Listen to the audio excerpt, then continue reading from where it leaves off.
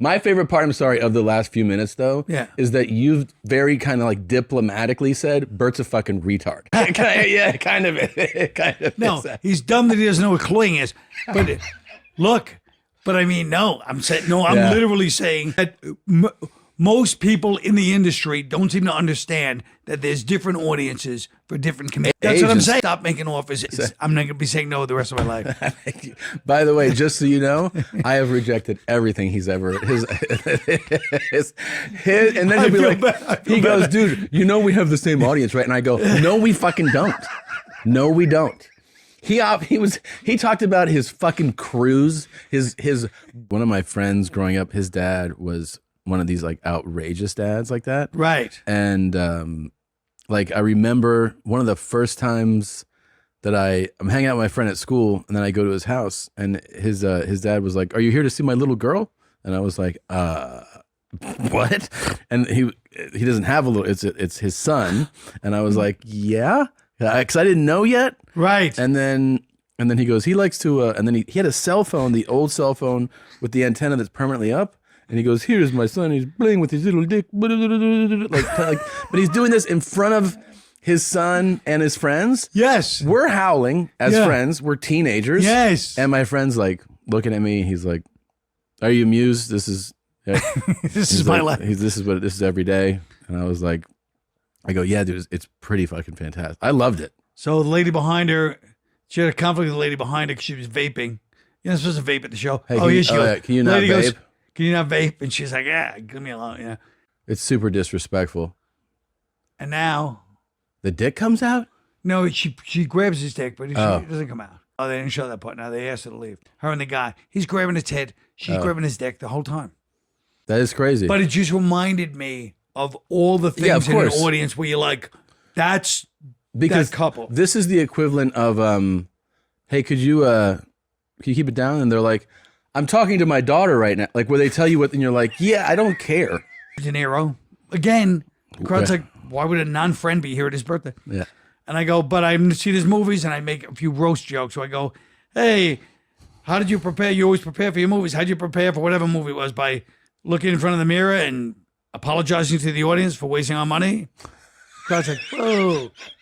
And I go, hey, you gained weight for Raging Bull and you put on some weight for Untouchables. And again, I said, maybe you're not really an actor. You're just a fat fuck. Oh. So crowd's turning on me. So I'm bombing. Like that was my first page was all roast jokes. Yeah, sure. I had 4 pages. So I do roast jokes. So then the crowd's turning. So then I start freewheeling because I got Chris Walken and those guys were over there. And I go, hey, I just stopped playing because I didn't know they'd be there. But I'm like, get off De Niro. I go, hey, Harvey Keitel, what are you doing here? Shouldn't you make yourself? One in D.C. that night, 750,000 people. And I get there, and my friend Jeff says, come on, we got to go teach Jimmy what songs we're doing. I said, Jimmy who? Jimmy Page. We had the biggest suite I've ever seen in my life at the Watergate. And we had to go teach Jimmy Page what songs he was doing and what keys they were in. And I get there. He has got this biggest bottle of Jack Daniels. And he offers it. Want some? I was like, oh, no, thank you, Mr. May I have a light beer, please? You know? And he slinks away. And then my friend slinks away. And I'm in this hotel room by myself looking around. Like, what the fuck? How did I get here? If you would have told me. And there were two anvil cases on the other side of the room, and they were kind of together, but there was an opening like this, and I'll never forget it, like a tie-dyed sheet over it.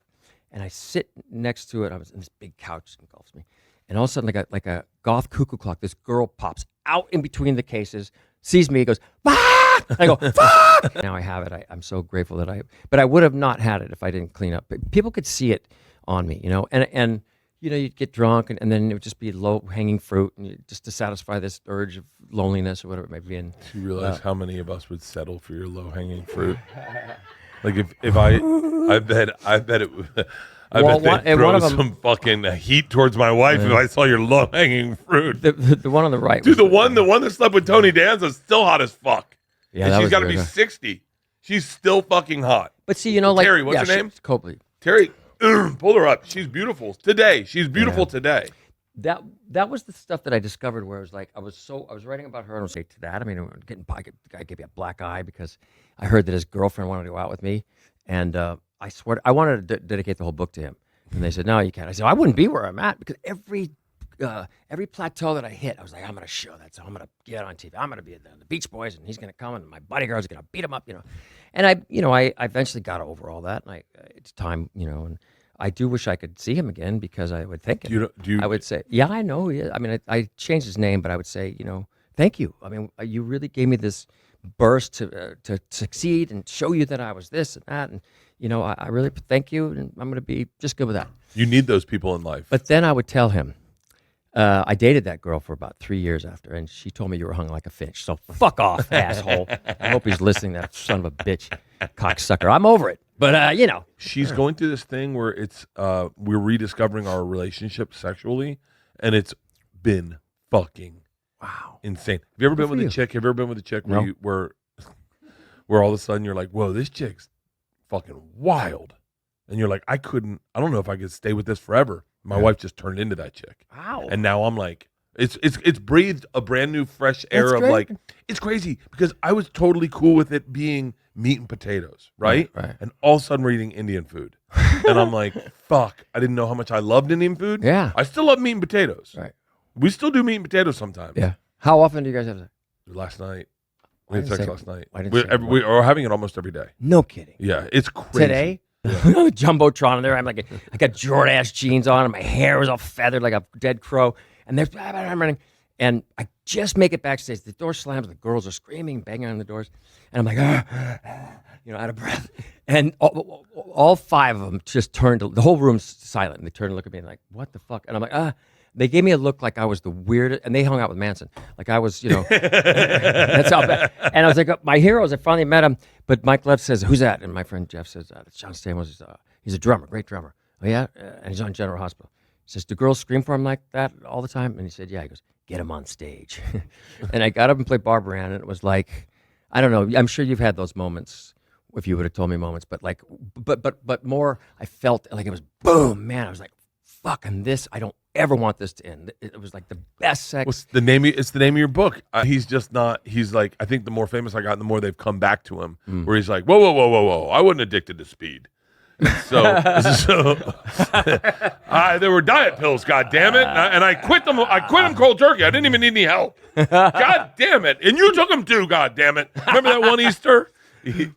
That one Easter, did you say? One Easter, I had a hard time. I was tired. Now that's what makes that joke so funny. I'm deconstructing this thing. One Easter. That's what makes it funny. Not one day, not one time, one Easter. I was, like Rickles was specific. Rickles was 2 bullets in the head Tuesday, he would say. Go ahead, I'm sorry. No, when he goes, one of the Rickles lines that immediately, when you go, he went up to fucking Artie Lang and went to his stomach and he goes, Right. hey, ice cream, how you doing in there? Yeah, right. Oh, baby walrus. Oh, what? Baby walrus. What? Isla just, Isla is, she's great. She's at, Should we she call her? wants to learn the drums. Well, I'll teach her. Oh, yeah. I'll try to undo everything you did to her. Let's see if we get her on the Build her phone. confidence back up. And I don't care if she's dyslexic. You don't have to. She's really dyslexic. You can be to play drums. The other day, she was like, they're outlawing adoption in Mississippi. I said, that says abortion. She goes, oh, so they want orphans. I was like, fuck. I played a coach who got kicked out of the NC. What is it? The college team. NCAA? NCAA. Yeah. And you remember when Dean used to pick up Sammy and say, "I'd like to thank the NCAA for this award." And he gets in trouble for throwing a chair, and I have to go. I had to work my way back up at an all-girls private high school in Laguna. Yeah. It was a good show. David Kelly was right. But I digress. What were we talking about? Oh, Dennis Rodman. And Penny's here. My best friend Mike's here, who's bald. And Rodman comes up behind him and rubs his balls on my friend's head. Like it's like it's like, what the shit is Dennis Rodman balls? I think the two of them were together that night too.